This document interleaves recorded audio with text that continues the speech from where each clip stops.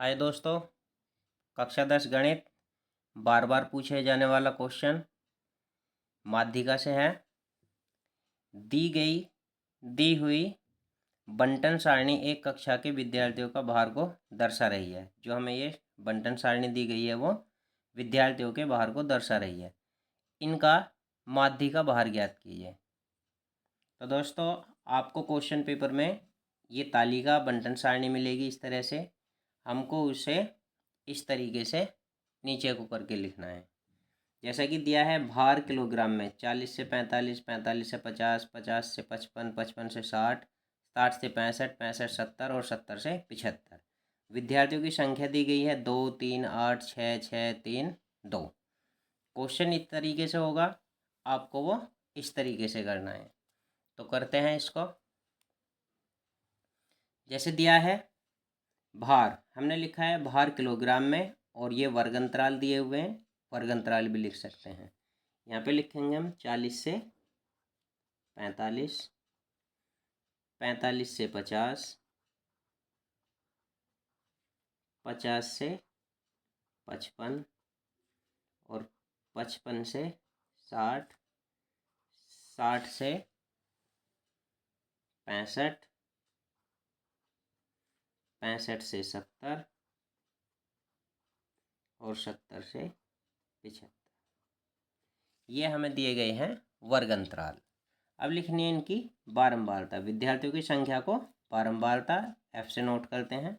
लिखेंगे 2, 3, 8, 6, 6, 3 और 2। ये होता है हमारा केवल यहाँ तक प्रश्न। अब काम हमारे यहाँ से स्टार्ट हो जाता है। हमें निकालनी है संचयी बारंबारता। जब हम संचयी बारंबारता निकालते हैं तो जो बारंबारता का पहला पद है उसे ज्यों का त्यों लिख देते हैं 2। अब इस 2 में अगला नंबर जोड़ेंगे, यहाँ लिख देंगे 2 और 3 5। फिर 5 में 8 जोड़ेंगे, 8 और 5 13। फिर 13 में 6 जोड़ेंगे, 13 और 6 19। फिर 19 में 6 जोड़ेंगे 25। फिर 25 में 3 जोड़ेंगे 28 और फिर 28 में 2 जोड़ेंगे 30। ये निकल के आ गई हमारी संचयी बारंबारता। अब हमें यहाँ पे निकालना होता है, ये जो निकल के आया वो आया हमारा n का मान। तो यहाँ पर लिख देते हैं हम योग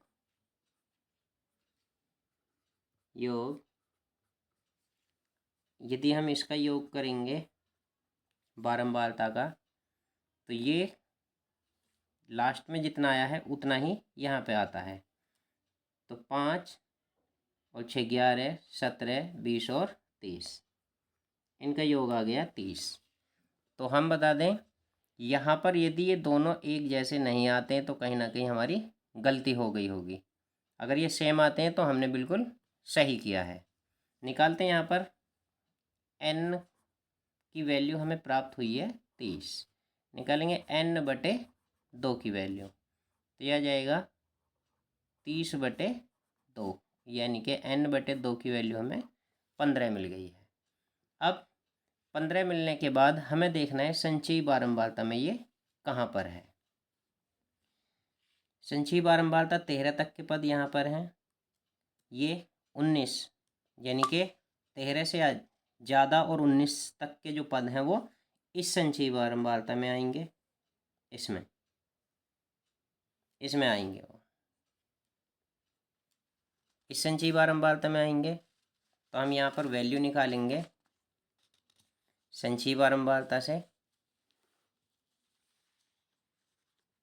वैल्यू दी गई है, जैसा कि इसका मान निकल के आया n/2।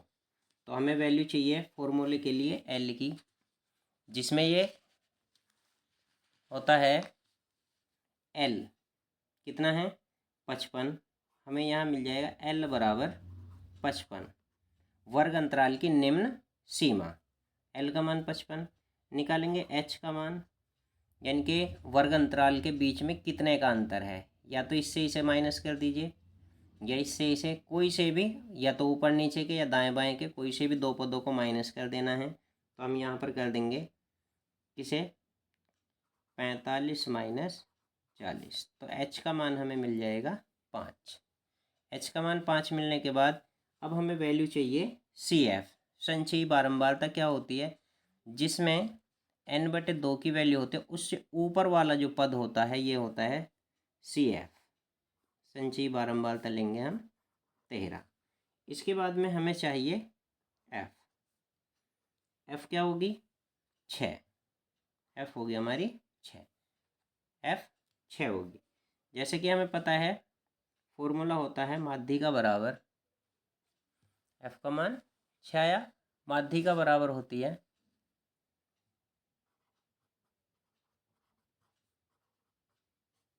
माध्यिका का जो सूत्र है वो होता है L plus n/2 minus CF/F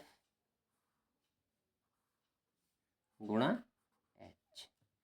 अब हम रख देंगे यहाँ पर ये वैल्यू सभी वैल्यू रखने पर देखते हैं L का मान 55